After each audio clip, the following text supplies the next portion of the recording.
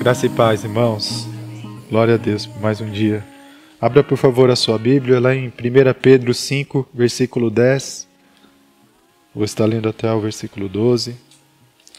Agradecendo ao Senhor sempre pela oportunidade de ouvirmos a palavra, né? A sua palavra, que é a palavra da vida. É aquilo que verdadeiramente nos torna bem-aventurados, felizes, aqui na terra e na eternidade. Amém? 1 Pedro 5, versículo 10, diz assim: Ora, o Deus de toda a graça, que vos convocou à sua eterna glória em Cristo Jesus, logo depois de ter sofrido por um período curto de tempo, vos restaurará, confirmará, concederá forças e vos estabelecerá sobre firmes alicerces. A Ele, portanto, seja o pleno domínio para todos sempre. Amém. Com a cooperação de Silvano, a quem considero irmão fiel, eu vos escrevi resumidamente, encorajando-vos e testemunhando que esta é a verdadeira graça de Deus. Nela, pois, permanecei firmes. Amém? Vamos orar, irmãos, em nome de Jesus. Peço a oração de vocês. Vamos juntos aqui falar com o nosso Pai, porque sem Ele nada podemos fazer. Senhor, nosso Deus e nosso Pai amado, que está nos céus, nós nos alegramos em Ti, Pai, nessa manhã, e entregamos aqui, Pai, nossa vida ao Senhor, para que através de nós a Tua palavra seja semeada nos corações do Teu povo, promovendo fé e edificação em nós mesmos, Pai, porque a Tua espada ela tem dois gumes, ela corta tanto para um lado como para o outro, e nós somos confrontados em amor, nós somos constrangidos aqui, Senhor, em ministrar a Tua palavra diante das pessoas, diante dos homens, das mulheres. Então, Pai amado, nos ajude, nos inspire, nos confirme, nos estabeleça, nos dê forças, assim como disse aqui a Tua palavra, ó Pai, nesse momento e em tudo que nós passamos, esses sofrimentos que passamos por breves tempos, onde há propósitos do Senhor, onde o Senhor nos coloca à prova para nos promover, para nos dar maturidade, para nos dar resistência, para nos dar experiência e perseverança, para produzir em nós virtude. Ajude-nos, Senhor, perdoa, Pai, ainda os nossos pecados que ainda cometemos, as fraquezas que ainda damos lugar. Perdoa-nos, Senhor, para que todos nós, Pai, venhamos receber das Suas mãos nessa manhã, independente das nossas limitações e dos nossos erros, Senhor, mas que aqui venha prevalecer o Senhor, como nós lemos aqui, a Ti seja dado todo o domínio, em nome de Jesus, e tome em Tuas mãos o Teu povo, Pai. Amém. Aleluia, irmãos. Temos falado e temos caminhado aqui, falado bastante sobre provações, sobre a obediência que faz a diferença, a obediência que nos torna diferentes, na verdade, a obediência que nos coloca no centro da vontade de Deus, em viver as Suas promessas, em viver os Seus sonhos e planos. E nesse texto que eu gosto muito, aqui a palavra deixa muito claro o propósito de Deus em tudo isso. Né? Como eu já ouvi, né, pessoas que exemplificam a compreensão de passar pelos desertos dizendo não mais por quê, mas para quê. Entendendo que sempre há um propósito quando nós estamos ali fazendo a vontade de Deus, buscando fazer a vontade de Deus, e ainda assim passamos por sofrimentos, né? Por aflições, por desertos, por escassez, algumas vezes, para que o Senhor, como nós temos falado, venha testar a nossa fé no meio da pressão. A nossa fé quando estamos diante da tentação de desviar de tudo aquilo que o Senhor tem nos ensinado para acabar com o sofrimento de qualquer jeito, passando por cima de valores, de princípios, de pessoas. O diabo ele vem justamente nesses momentos para nos desviar do caminho de Deus. No meio da pressão, no meio do deserto, o Senhor nos submete à prova, usando até mesmo o diabo. Mas quem nos coloca à prova? O servo de Deus, aquele que anda com aliança com o Senhor, é o nosso Deus. Amém? E não para a nossa morte, mas para o nosso crescimento, para que Ele possa fazer grandes coisas em nossas vidas e através de nós, em nome de Jesus. E é interessante que nesse texto, a palavra do Senhor, ela nos coloca aqui que essa é a verdadeira graça de Deus, essa obra que Ele está fazendo em mim e em você, a qual faz parte sofrimentos e desertos, provações. E quando nós entendemos isso, irmãos, nós nos alegramos cada vez mais com a prova, com o passar por essas coisas, como o Tiago ele fala, e sempre para nós é um conflito quando nós ouvimos aquele texto que ele diz para termos como motivo de alegria o fato de passarmos por muitas provações. Porque se nós olharmos a realidade de hoje, sejam sinceros, quando a gente ouve as pessoas falando sobre prova, sobre luta, eu não vejo na maioria das vezes falando com alegria, com empolgação, mas sim com irmão, é luta, é prova, é luta, é prova, é luta, é prova. Mas a quem começa a entender e se aprofundar na palavra e no Espírito, começa então a enxergar as lutas e as provações com alegria, porque ele começa a vislumbrar uma promoção. Ele começa a vislumbrar que Deus tem algo novo. Ele começa a vislumbrar que algo novo vai acontecer, é algo bom. Algo novo, mas algo bom, que vem da parte de Deus. Então, quando Daniel ele foi ali à cova dos leões, ele foi porque ele foi fiel.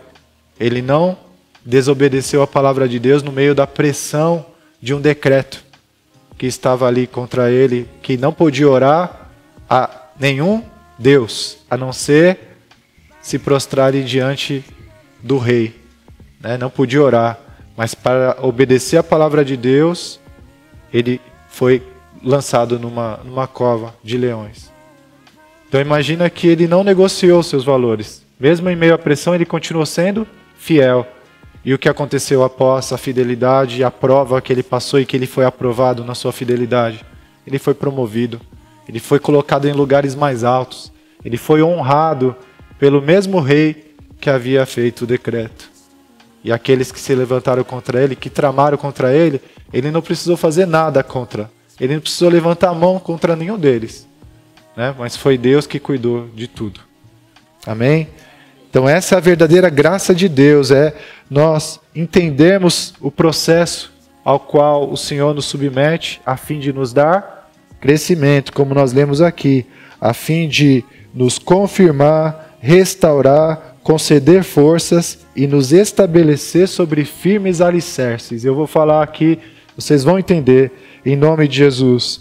Há um experimento que foi feito, eu compartilhei com os irmãos, que se chama, que fala sobre a madeira boa. A madeira boa, que ela só pode ser extraída de árvores boas, árvores fortes. E como que é que uma árvore ela se torna forte? Houve uma experiência aqui, que eu ouvi aqui, uma experiência científica, chamada de biosfera, em que um grupo de cientistas havia artificialmente produzido ali um ambiente com todas as condições climáticas dentro de um lugar fechado. Então eles foram ali e reproduziram tudo o que eles puderam a respeito das condições climáticas para que houvesse vida, tanto vida biológica, de natureza, como também pessoas. Colocou e fez um experimento ali, colocando pessoas dentro de uma espécie de redoma gigantesca, lá nos Estados Unidos. Então eles fizeram isso, com quase todas as condições climáticas, exceto uma, o vento. Então só o vento que eles não puderam colocar lá dentro, porque eles fizeram isso num ambiente fechado. E aí, para a grande surpresa desses cientistas, irmãos, a ausência do vento foi algo desastroso para as árvores. porque elas começaram a se encurvar e a se quebrar por causa do seu próprio peso. Elas não tinham força, não tinha base, não tinha alicerce. Então, à medida que elas cresciam, como elas não tinham alicerce, não tinha base, elas se encurvavam e se quebravam por causa do seu próprio peso. E a razão disso, eles concluíram ali, é que o vento ele fortalece as árvores, criando estresse. Sem essa resistência, as árvores não desenvolvem força suficiente nem para permanecer em pé. Então o vento bate, ele cria estresse, ele cria resistência. É desconfortável? É. Mas é o que produz resistência, força, para você poder crescer e se manter de pé grande. O Senhor ele quer nos tornar grandes, mas Ele quer que nós nos tornemos grandes com firmes alicerces, para que a gente não se torne grandes e a queda seja grande também, não é? Então, medita nisso. A árvore boa, madeira boa, ela é produzida sob circunstâncias adversas. Vai pegando aí, vai se colocando no lugar dessas árvores e entendendo o que Deus ele tem feito e por que Ele tem feito na sua vida. Há também um poema, nessa mesma reflexão que eu peguei aqui, que eu anotei, que fala ainda também sobre isso. Que a madeira boa, ela não cresce na comodidade. Quanto mais forte o vento, mais resistentes as árvores. Quanto mais longe o céu, maior o comprimento. Quanto mais forte a tempestade, maior o fortalecimento. Pelo sol e pelo frio, pela chuva e pela neve, tanto em árvores e homens, madeira boa cresce, né? Cujos galhos quebrados mostram as marcas e tristezas de muitos ventos e de muitas adversidades. Esta é a lei comum da humanidade. Imagina, irmãos, que o Senhor ele tem permitido a gente passar por tantas coisas, porque é assim que a gente vai falar com autoridade. É assim que a gente vai ter experiência. O Senhor vai nos dar a graça para fazer grandes coisas. As pessoas, irmãos, elas estão sempre à procura do prazer acima da dor. Nossa natureza humana é assim, né? Do caminho de menor resistência, do caminho mais fácil. Se nós fôssemos deixados sempre à nossa própria conta, né? A gente tende naturalmente para o conforto, né? Mas o Senhor ele nos chama porque Ele quer fazer grandes coisas através de nós. Nossa vida tem um grande significado, irmãos, porque vai impactar muitas vidas à medida em que nós nos entregarmos, nos dispormos a realmente nos oferecer como sacrifício vivo, santo e agradável a Deus. À medida em que nós realmente nos entregamos para que o Senhor possa usar as nossas vidas. E essa decisão que nós tomamos, e muitas vezes nós viemos aqui à frente para fazer isso, ela tem um grande significado, mas ela também tem um grande preço. E esse preço é a própria vida. O próprio Senhor Jesus, ele disse: quem quiser vir após mim, negue-se a si mesmo, tome a sua cruz e siga-me. É sacrifício.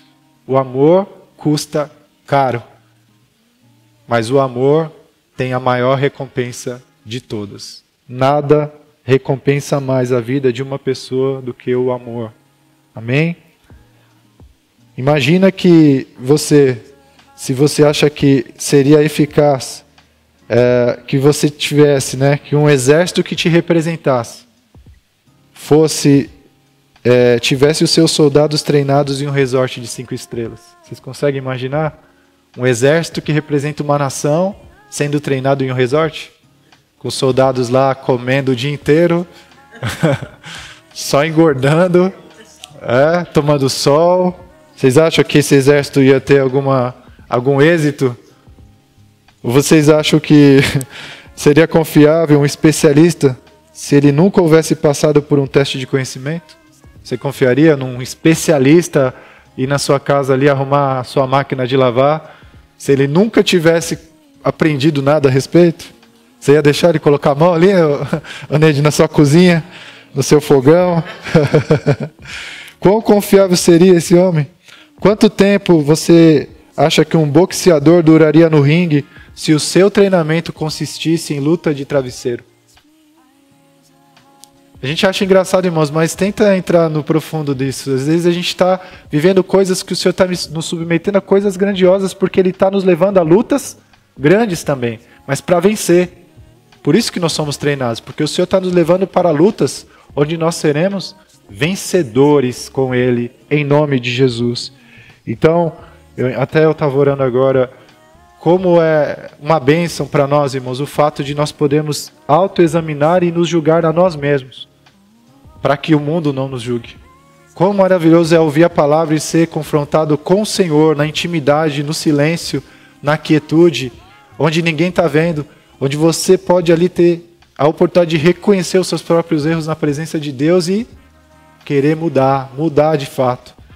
Fazer o ajuste necessário para que o mundo não te julgue, porque aquele erro com certeza vai te levar a um dano se você permanecer nele. Vai te levar a algo até às vezes vergonhoso. Mas o Senhor nos chama para nos corrigir em amor, para nos salvar justamente desse julgamento do mundo. Amém? Maravilhosa coisa é ser corrigido pelo Pai do que ser corrigido pelos outros, não? Aleluia. Então, dando continuidade aqui, nessa breve meditação, irmãos, que nós temos caminhado a respeito da obediência. É algo que o Senhor tem falado muito forte comigo nesses dias, dando uma ênfase muito grande a tudo isso, porque, irmãos, é como eu tenho falado, nós não precisamos de muito. Nós não precisamos de muito conhecimento. Mas o conhecimento que o Senhor tem nos dado, basta a gente ouvir e obedecer e praticar, e nós seremos tão abençoados quanto aqueles que conhecem mais do que a gente. Pode ter certeza disso. Aleluia. Amém?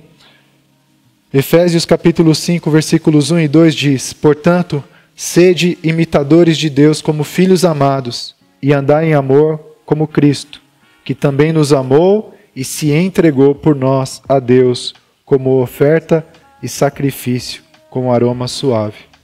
E lá em Hebreus capítulo 5, peço para você abrir, Hebreus capítulo 10, versículo 5, vai falar de algo aqui que nos dá essa convicção de que o Senhor, Ele não se impressiona com as coisas, nós fazemos coisas ou queremos compensar muitas vezes a nossa falta de obediência naquilo que o Senhor já tem nos confrontado, querendo compensar fazendo coisas para Ele.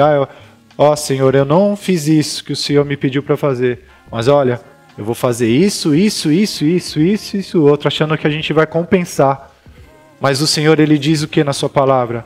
O obedecer é o melhor do que o sacrificar. A sua obediência é a sua maior oferta, o seu maior sacrifício, a sua própria vida de obediência, de abaixar a cabeça e falar: Senhor, o Senhor está certo, eu preciso mudar, eu preciso baixar a guarda, eu preciso me retratar, eu preciso dar o braço a torcer, eu preciso voltar atrás, eu preciso me arrepender.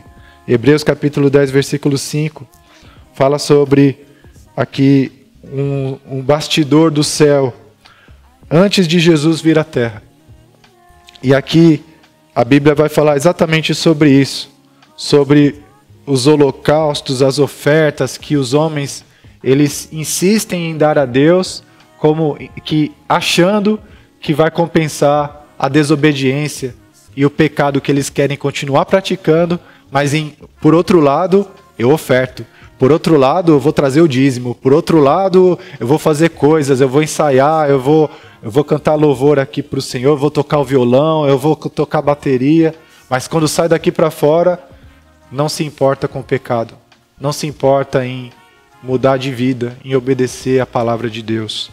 Então, Hebreus capítulo 10, versículo 5 em diante, diz assim, Por isso, quando Cristo veio ao mundo, proclamou: Sacrifício e oferta não quiseste, mas um corpo me preparaste. De holocaustos e ofertas pelo pecado não te agradaste. Então eu disse: Aqui estou, no livro está escrito ao meu respeito: Vim para fazer a tua vontade, ó Deus. Havendo declarado, em primeiro lugar, sacrifícios, ofertas, holocaustos e ofertas pelo pecado não quiseste, tampouco deles te agradaste, os quais foram realizados conforme a lei. Então completou: Aqui estou, vim para fazer a tua vontade. E assim ele cancela o primeiro padrão para estabelecer o segundo. Então, irmãos, no primeiro padrão, você oferecia sacrifícios. No segundo padrão, você é o sacrifício. Aleluia! E por essa determinação fomos santificados por meio da oferta do corpo de Jesus Cristo, feito de uma vez por todas. Aleluia! Então, a conclusão de tudo isso que nós estamos falando, irmãos, que estamos ministrando é: a verdadeira fé, a fé viva, é uma fé obediente. Você tem que entender isso. Não existe um crente de verdade que não seja um crente obediente. Amém? A fé verdadeira é uma fé obediente, com perseverança, porque falhamos. Não entenda errado, tá? A fé obediente é aquele que você vive a obedecer, mas que está sujeito a cometer pecados, a cometer deslizes. E aí então nós sabemos que temos um caminho com o Pai, onde podemos confessar os nossos pecados, e Ele é fiel e justo para perdoar os nossos pecados e nos purificar de toda injustiça. E você vai perseverar novamente, ficando mais esperto onde caiu, para não cair no mesmo erro, para não fazer a mesma coisa. E assim a nossa caminhada, irmãos, com perseverança, ouvindo a palavra de Deus, obedecendo, perseverando, mesmo que às vezes a gente venha tropeçar, mas você continuar perseverando, Deus ele vai aperfeiçoar você. E você vai ter a virtude completa na sua vida e estará apto a Ele confiar nas suas mãos coisas maiores, coisas grandes e firmes que nós não sabemos. À medida que você obedece, Deus vai revelando o seu plano, um passo de cada vez, de cidade em cidade, de obediência em obediência, de glória em glória. O Senhor vai revelando o plano que Ele tem na sua vida e que Ele fez antes da fundação do mundo. Então você vai descobrindo maravilhosamente aquilo que o Senhor sempre sonhou sobre você. Tudo aquilo que Ele projetou para a tua vida, um homem e uma mulher de Deus nessa terra, abençoados, bem-aventurados. Mas é através das pequenas obediências do dia a dia, irmãos, que Ele vai revelando o plano dEle para você, em nome de Jesus.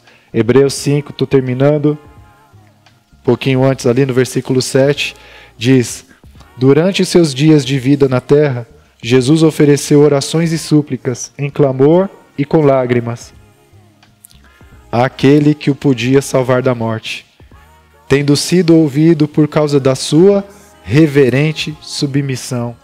Mesmo considerando o fato de ele ser o Filho de Deus, aprendeu a obediência por intermédio das aflições que padeceu. E uma vez aperfeiçoado, olha só, tornou-se a fonte de salvação eterna para todos quantos lhe obedecem. Então, irmãos, o processo é o mesmo para nós. O Senhor está nos aperfeiçoando, porque à medida que somos aperfeiçoados, nós nos tornamos cada vez mais uma fonte, um canal de bênção, um manancial de águas vivas para ser luz nesse mundo e sal da terra, para que vidas sejam impactadas por causa da sua vida, pessoas sejam influenciadas por causa da sua existência, por causa da sua palavra, por causa da sua atitude, em nome de Jesus. Aleluia. Lá em Lucas capítulo 16, diz assim, versículo 8, é um texto tremendo, irmãos, que eu deixo para você meditar em casa o capítulo todo de Lucas, porque ele fala muito a respeito dessa situação da fidelidade, da obediência aqui. Diz assim, ó, Lucas 16, versículo 8, o Senhor elogiou o administrador desonesto, porque agiu astutamente, pois os filhos deste mundo são mais astutos no trato de uns com os outros do que os filhos da luz. Por isso eu digo, usem a riqueza deste mundo ímpio para ganhar amigos, de forma que quando ela acabar, estes os recebam nas moradas eternas. Quem é fiel no pouco, também é fiel no muito. E quem é desonesto no pouco, também é desonesto no muito. Assim, se vocês não forem dignos de confiança em lidar com as riquezas deste mundo ímpio, quem confiará as verdadeiras riquezas a vocês? E se vocês não forem dignos de confiança em relação ao que é dos outros, quem lhe dará o que é de vocês? Amém, irmãos? O Senhor está nos colocando à prova para nos aperfeiçoar, para que a gente seja digno de confiança. Foi assim que Ele atestou a fé de Abraão e pôde confiar a ele grandes promessas. Foi assim que ele atestou a fé de José e pôde confiar a ele um governo sobre os seus ombros. Foi assim que ele atestou a fidelidade de Moisés e pôde levantá-lo como um libertador do seu povo. Em nome de Jesus, entenda o processo de Deus na sua vida. Seja obediente para que você possa ir para o próximo nível, em nome de Jesus. Na continuação desse texto diz: nenhum servo pode servir a dois senhores, pois odiará um e amará o outro, ou se dedicará a um e desprezará o outro. Vocês não podem servir a Deus e ao dinheiro. Os fariseus, que amavam o dinheiro, ouviam tudo isso e zombavam de Jesus. Ele lhes disse: vocês são os que se justificam a si mesmos aos olhos dos homens, mas Deus conhece o coração de vocês. Aquilo que tem muito valor entre os homens é detestável aos olhos de Deus. Amém? Então, irmãos, para a gente fechar aqui, um homem e uma mulher, ela se diferencia dos demais pela sua obediência. E eu escrevi algumas coisas aqui, mas essa lista aqui pode continuar durante o dia aí, ó. O desobediente é rebelde. O obediente é segundo o coração de Deus. O desobediente vive a dar desculpas, mas continua a repetir os mesmos erros. O obediente se arrepende e muda. É como diz a palavra, ele se arrepende e deixa, o pecado. O desobediente só fica na promessa. O obediente herda as promessas. O desobediente fica pelo caminho. O obediente chega até o alvo. O desobediente olha para as circunstâncias. O obediente contempla o eterno. O desobediente termina infeliz. O obediente, bem-aventurado. O desobediente coloca a culpa nos outros. O obediente assume os seus erros. O desobediente atrai o mal para si. O obediente é abençoado e próspero. O desobediente mendiga o pão. O obediente come o melhor desta terra. Amém? E essa lista vai. O desobediente fica na escravidão, fica preso. O obediente se torna livre. Filho que o pai pode confiar grandes riquezas, como nós lemos no texto de Lucas agora, de 16, Lucas 16. Se nós não formos fiéis no pouco, nas riquezas que o Senhor confia para nós no dia a dia, em a gente ajudar as pessoas aqui na terra com provisões materiais, como é que Ele vai confiar as riquezas que são verdadeiramente riquezas, as que vêm do céu, espirituais, unção, armas poderosas para você ir para a guerra, para essa guerra que Ele tem nos convocado. Mas para ir para essa guerra, para fazer parte do exército do Senhor, irmãos, nós temos que passar pelo treinamento, pela prova. O Senhor, Ele está nos submetendo a tudo isso, porque Ele está levantando um exército nessa terra. Mas como eu tenho dito, esse exército, ele não será caracterizado pela quantidade, pelo número, mas sim pela qualidade, pela fidelidade dos soldados. Serão bons soldados de Cristo. O Senhor, Ele não se impressiona com quantidade e Ele nem está à procura de quantidade. O Senhor está à procura dos verdadeiros adoradores, que não são muitos, não são a maioria. Aqueles que adoram o Pai em espírito e em verdade. Lá, quando ninguém está vendo, diante da tentação, o que você tem feito? Uma coisa que eu até ia anotar aqui. O desobediente, ele conhece a justiça. O obediente, ele pratica a justiça. E isso vem lá desde o Éden. Desde o Éden, o homem, ele ouve a justiça, ele conhece a justiça. Mas o praticar ou não é com ele. Eva ouviu quando Deus disse ali, a única lei da justiça de Deus naquele momento era: não coma do fruto desta árvore. Era a única lei da justiça de Deus. Para praticar a justiça de Deus, era só eles comerem de tudo, de todas as demais coisas, menos daquela árvore. Mas o que foi que eles fizeram? Eles quebraram, eles transgrediram a lei. Eles transgrediram a justiça. Eles desobedeceram. E aí, a gente sabe o que aconteceu depois. Mas o obediente não. O obediente, ele não é apenas ouvinte. Mas ele ouve a palavra de Deus e a pratica. Ele ouve a palavra de Deus e obedece. Ele confia. Ele sabe que Deus tem o melhor para a sua vida. Ele sabe que o plano que Deus tem para ele é maior e melhor do que qualquer plano que ele possa ter dele mesmo, ou que alguém, ou que esse mundo possa nos oferecer para substituir aquilo que Deus preparou para aqueles que o amam. Porque está escrito: nem olho viu, nem ouvido ouviu, nem subiu ao coração do homem as coisas que Deus preparou para aqueles que o amam. E o verdadeiro amor, como nós falamos no início aqui, a verdadeira graça de Deus é você saber que mesmo passando por tudo isso, por todas essas aflições, o Senhor está produzindo em você resistência, força, firmes alicerces, para você se tornar cada vez mais aperfeiçoado, parecido com Jesus e ser luz nesse mundo. Então essa é a obra que o Senhor tem para nós, né? As pessoas nesse mundo, até para concluir aquela reflexão, procuram comodidade, procuram o caminho mais fácil, procuram fugir da dor, mas o que importa para Deus, irmãos, é Ele completar a boa obra que Ele começou em nossas vidas, de nos tornar conforme a imagem dEle. E quanto mais isso vai acontecendo, mais você vai se tornando uma luz nesse mundo. Amém? Em nome de Jesus, nós vamos orar, agradecer ao Senhor e sair daqui com essa reflexão. E com essa escolha, o que nós queremos ser? Queremos ser reconhecidos pelo Senhor como aqueles que são fiéis, que são obedientes.